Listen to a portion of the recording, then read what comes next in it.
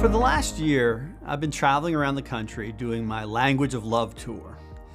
And I've been speaking at conferences and writing articles, writing blog posts about language in healthcare organizations and the way we use language. And you know, it's cliche to say that there's real power in language. It can be used for good or for bad.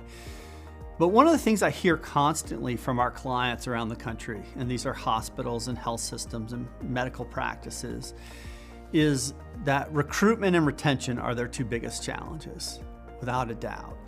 And what I've gathered is the reason people are struggling in healthcare with recruitment and retention, at least one of the major reasons, is because of the culture within these organizations.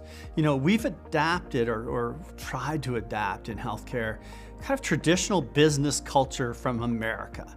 And honestly, when you think about language and you think about business culture in America, it's built on a platform of war and war language. So things like strategy and tactics and all the language we use in business was adapted from the language of warfare.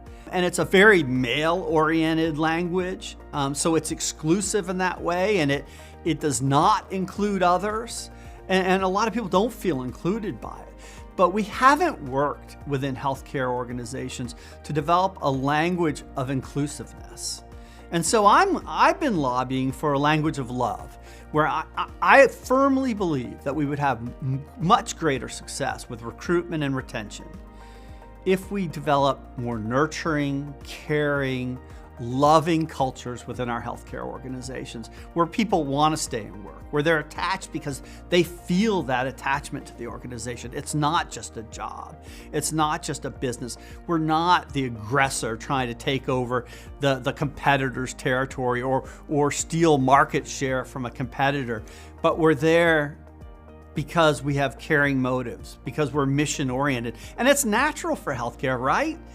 We ought to be in the caring, nurturing, loving business. I mean, if any industry can talk about love and loving their patients and loving their workers and coworkers, it ought to be healthcare. Our top priority ought to be to take care of our people.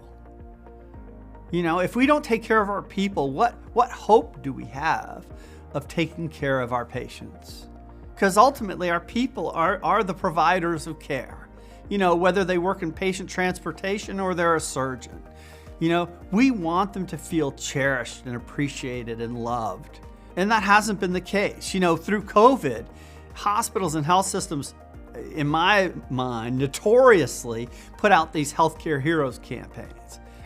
And they look like PR campaigns to promote, to steal equity from the nurses and the healthcare workers that the communities love and apply that equity to the hospital or to the healthcare organization. It didn't feel authentic. It didn't feel credible.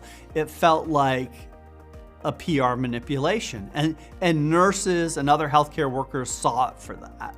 So we have to work on authentically developing a culture that recognizes and appreciates the value of our workers, that we see their well-being as being fundamental to our patients' well-being and our organization's well-being.